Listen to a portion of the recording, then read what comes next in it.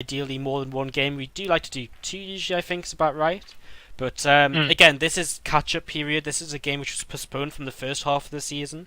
So we're just getting this played out now. There wasn't any other games going on. However, there will be a lot more games being broadcasted from the Team League because I've come up with an awesome little thing which allows us to see a lot better when matches are being placed. So we're going to be trying to produce Team League broadcasts at least twice a week, I think, from now on. So alongside the Winter League as well. So hopefully, just in general, a lot more SC2 improved content coming out. Awesome. So this may be the final game of today. Could it? It's Polar Night for TvT, and you know it's not very often we see TvT.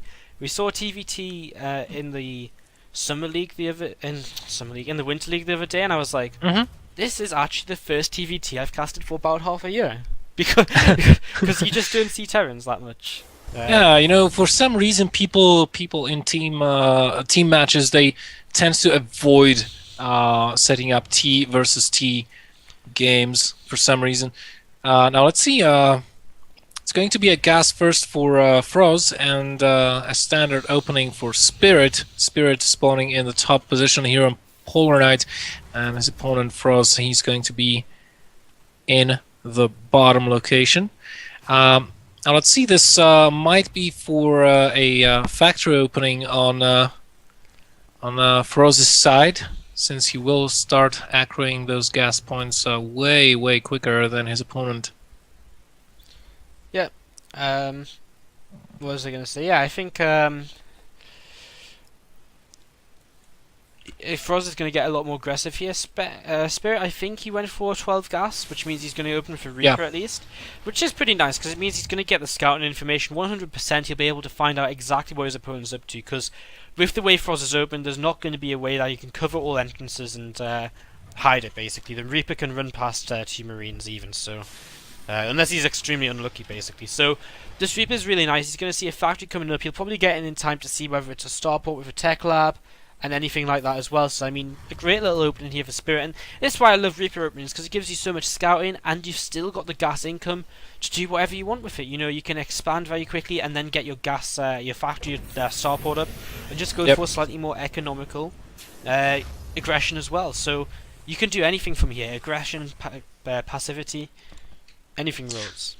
Yeah, so it looks like Spirit is just is doing just that. He's going to go ahead and do a very standard Reaper opening into a reactor expansion, whereas Frozz, he already is getting his starport up. He should have about 3 Marines to deal with this. Of course, 3 Marines, not exactly enough to kill 1 Reaper. The Reaper will be able to run away, but... You know, he killed the SCV building the starport, which is just so annoying as well, because that delays the aggression, which he already knows is coming. He sees the second gas as well at this point.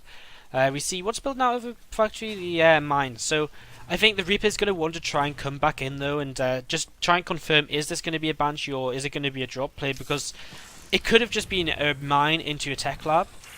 As it does stand, it looks as though it's just going to be a mine drop, potentially from Frozz, but you can still follow that up with Clug Banshee, especially with the double gas, and it's very smart as well, because you know, you use the scans to clean up the initial mines which come in, and then all of a sudden you hit with Clug Banshee and I'm like, well, I don't have any scans, so things can come out of control very quickly. I think Euthermal used it sometime when I casted him in the Clan War. He loved using it in TvT.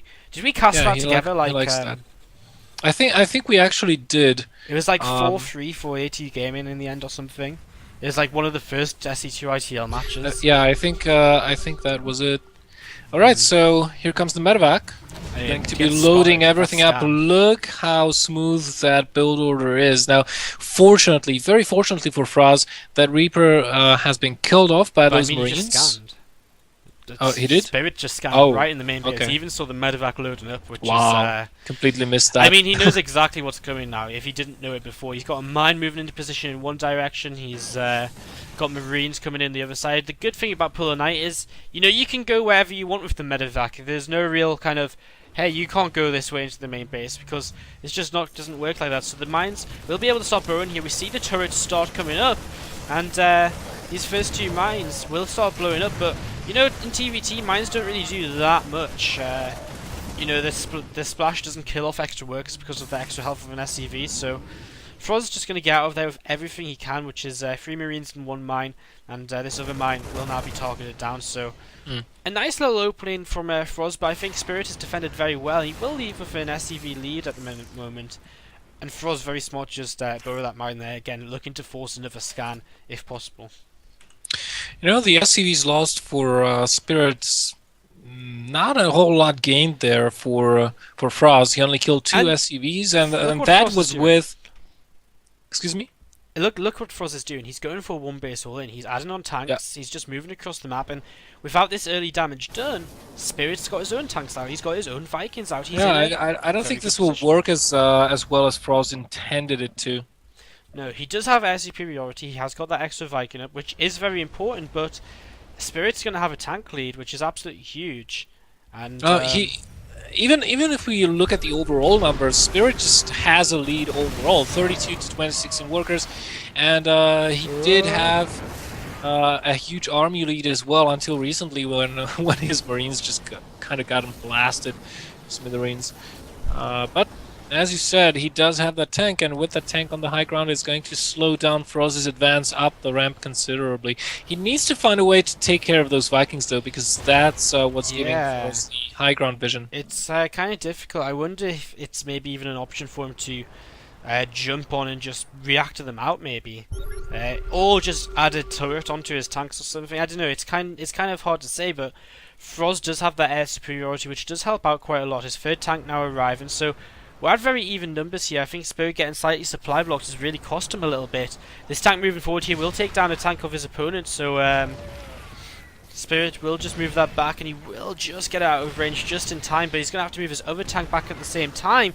And so Spirit's starting to fall a little bit out of control here because of this lack of air superiority, and now his production's starting to be sieged, and he starts to find himself in a little bit of a tough position as the game goes on. Yeah, this will be... Oh, that one tank gets taken out before the SCVs are able to repair that one, and well, all in all, this army is getting pushed back very, very slowly here. 2 Vikings versus 4, not going to be a good trade. Well, he had the Marines underneath, so he's doing a good job of trying to clean up these Vikings, and I mean, the Vikings do go down considerably, but Spirit loses a lot to hold on to that. A lot of his Marines did go down here. He does have a 2nd command center, but so does Frozz, just finishing that up now, so it's kind of hard for Spirit to just move out of his base, because nothing is really working out. He's researching Cloak. I'm not sure how useful that's going to be.